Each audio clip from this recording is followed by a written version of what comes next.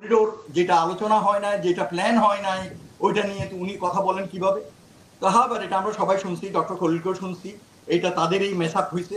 এবং একটা এটার সুযোগ, এটা শোনার সাথে সাথে ওই যেটা বললাম, ইন্ডিয়ার এন্টিনার ধরিয়া গেছে, কারণ এইটা হলে তাদের অনেক ক্ষতি হবে পার্টিকুলার উদ্দেশ্যের জন্য। এটা তো আসলে আমাদের স্বার্থ। আমি আপনাকে যেটা বললাম না, যে আমাদের রোহিঙ্গা রিফিউজি গুলোকে যদি আমরা পাঠিয়ে দিতে পারি, আপনি চিন্তা করতে পারছেন আমাদের দেশের উপরে কত বড় একটা বোঝা আমরা রিলিভ হতে পারি। তো এটার জন্য যদি আমরা দ্বিপাক্ষিক বা ত্রিপাক্ষিক যেটাই হোক আলোচনা করে একটা সমাধান করতে পারি, সমস্যাটা কোথায়? আনফোর্সিং কিছু হয়, ওটাকে হ্যান্ডেল করার জন্য আমাদের নিরাপত্তা বাহিনীর পক্ষ থেকে ওই ধরনের কন্টিজেন্সি প্ল্যান থাকবে। ওগুলো তো এমনি এমনি হবে না। একটা প্ল্যান হইলে এটা তো সব দিক থেকে সাপোর্ট করে তারপরে হবে। কাজে এগুলো নিয়ে শুধু ওই যে মানে কোনো প্ল্যান হওয়ার আগেই আওয়াজ তুইলা এটাকে ভন্ডুল করার জন্য এগুলো হচ্ছে সব প্রপাগান্ডা। তো ডক্টর ইনুজ যেটা বলছে হয় নাই, তার মানে এটা হয় নাই, আমাদেরকে বিশ্বাস করতে হবে। করিডোর, এখন করিডোর বলেন, সেফ চ্যানেল বলেন, সেফ জোন বলেন, হোয়াট এভার ইট ইজ, যেই নামেই বলুক, এখন এটা ওরা পুরোপুরি কমিট করছে কিনা, কোনো ডিটেল প্ল্যান করছে কিনা, ওইটার আমি জানি না। আমি বলতে এটা নিয়ে সময় নষ্ট করতে চাই না। আমি যে জিনিসটা বলতেছি যে দেখেন, এই জিনিসটা আসছে একটা মাত্র কারণে, যেটা ডক্টর খলিলে বলছে, আপনারা শুনছেন, নিউজ পেপারও আসছে এবং প্রধান উপদেষ্টা নিজেও বলছে, আমাদের যে রোহিঙ্গা ইস্যুটা is a long outstanding issue. Rohingya refugee যে প্রবলেমটা আমাদের দেশের উপরে একটা বিরাট বোঝা হয়ে আছে। সো দুনিয়ার অন্যান্যরাও এখান থেকে কিছু রিফিউজি নেওয়ার জন্য এখন আর ইন্টারেস্টেড না। তো এদের এই পুরো বার্ডেনটা আমাদের দেশের ইকোনমির উপরে পড়তেছে, আমাদের সোসাইটির উপরে পড়তেছে। সার্বিকভাবে এটা আমাদের জন্য একটা বিরাট ক্ষতিকর জিনিস। তো এই জিনিসটা কিন্তু ডিপ ফ্রিজে চলে গেছিল, যেটা আমি আমার গত ইয়েতে বলছিলাম। এবং এই বিশেষ করে 17 সালের পরে, এটা তো যদিও আগে থেকে শুরু হয়েছে, এবং কিছু রিটার্নও গেছিল, আবার ইয়ে হচ্ছে, বিএনপি সরকার আসলো, তখনও কিছুদিন নাড়াচাড়া করে আবার চুপ হয়ে গেছে। আওয়ামী লীগ সরকার আসার পর ওনারে নোবেল প্রাইজ দেওয়ার লোক দেখাইছে, উনি আরো লোক ঢুকাইছে। সো আলটিমেটলি সবাই যার যার স্বার্থই দেখছে, দেশের স্বার্থ কেউ দেখে না। তো এইটা নিয়ে কেউ ইয়ে করে নাই, এবং ইন্টারন্যাশনালিও লোকজন এটা ভুলে গেছিল। এই রোহিঙ্গা প্রবলেম একটা বিরাট refugee problem, one of the biggest refugee camp crisis in the world.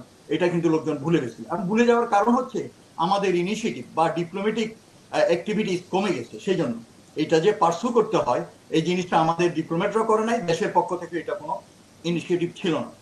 তো এই জিনিসটাকে উনি ইয়ে করার জন্য একটা ইন্ডিভিজুয়ালকে এটা অ্যাসাইন করছে, ডক্টর খলিলকে। He is a old diplomat. তো উনি এসে এটাকে নাড়াচাড়া করে এটা আগাচ্ছে।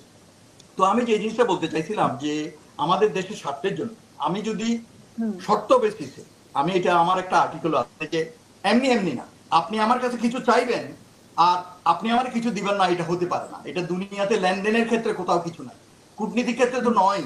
কাজেই ওরা যদি আমাদের কাছে কিছু চায়, ওদেরকে যদি কিছু দিতে হয়, তাহলে আমাদেরকে কিছু দিতে হবে। এবং এটা হচ্ছে, আমি যতদূর জানি, ওনারা এই জিনিসটাকে আদায় করতে চাইছে, যে আমাদের রোহিঙ্গা রিফিউজি রিটার্নের ব্যাপারে, প্রত্যাবাসনের ব্যাপারে। তো এইটা ছিল একটা শর্ত সাপেক্ষে করার, হয়তো কিছু মুভমেন্ট কাজকাম ওরা করতেছে। এই প্রপোজালটা ওই যে মিস্টার গুদরেজ আসছিল, সে বোধহয় বলছে, গুটারেস। তো এটার উপর ইয়ে করছে। এখন আনফরচুনেটলি আমাদের সেন্সিটিভ অ্যাপয়েন্টমেন্টে কাজ করে ফরেন উপদেষ্টা, পররাষ্ট্র উপদেষ্টা, I am sorry to say, আরেকজন সেফ প্লেয়ার, মানে শ্যামরা কিনা কুলরা কি এরকম করে করে কাজ করে, দেশের জন্য বোল্ড কোন স্টেটমেন্ট পর্যন্ত দেয় না। পুশিং করতে করতে আমাদের দেশের চারিপাশে লোক ঢুকেছে, এরপরও বলে যে দেব, স্টেটমেন্ট দেব।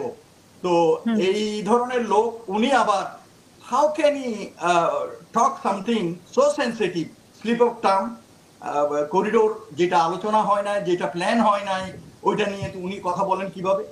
তাহাবার এটা আমরা সবাই শুনছি, ডক্টর খলিলকেও শুনছি, এটা তাদেরই মেসাপ হয়েছে।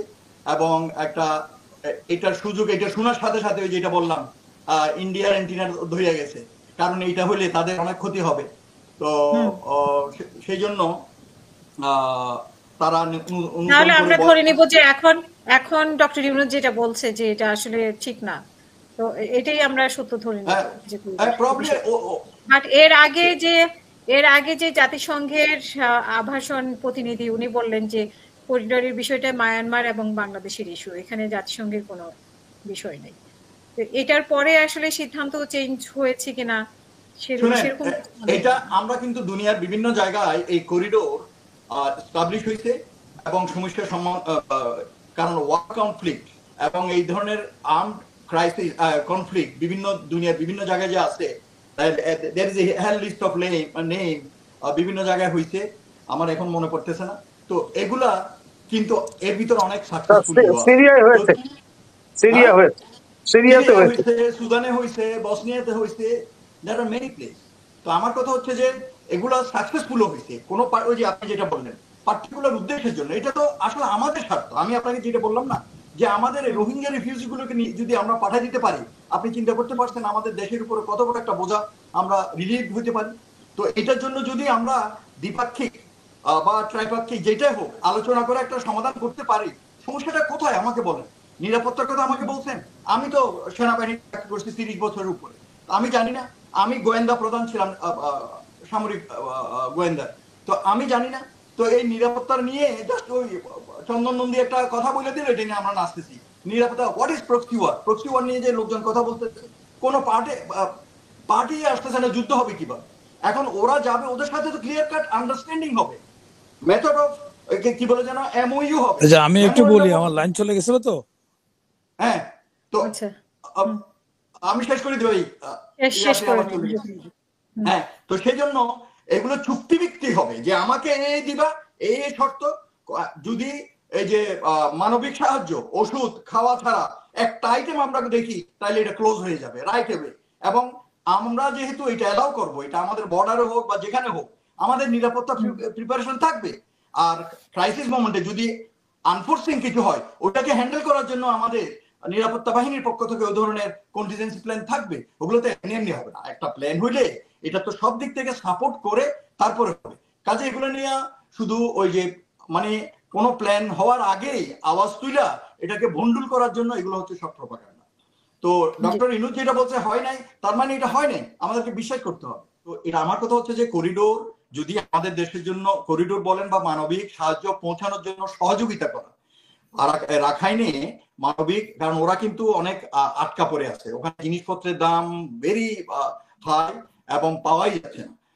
যদিও ওরা 17টা ডিস্ট্রিক্টের ভিতরে 14টা দখল করছে আরাকানরা, কিন্তু খুব কষ্টে আছে। তো ওদেরকে যদি মানবিক সাহায্য পৌঁছানোর জন্য সহযোগিতা করতে হয়, ওইটা ওইভাবে আন্ডারস্ট্যান্ডিং হবে। ওইভাবে তো জাস্ট কারো কাছে তো দেশ বিক্রি করে দেওয়া হচ্ছে। তারপরে আরেকটা যেটা জিনিস, মানে কেউ রাজি থাকুক না থাকুক এটা করতেই হবে, যেটা ডক্টর খলিলুর রহমান বলেছেন। হ্যাঁ, সেটাই।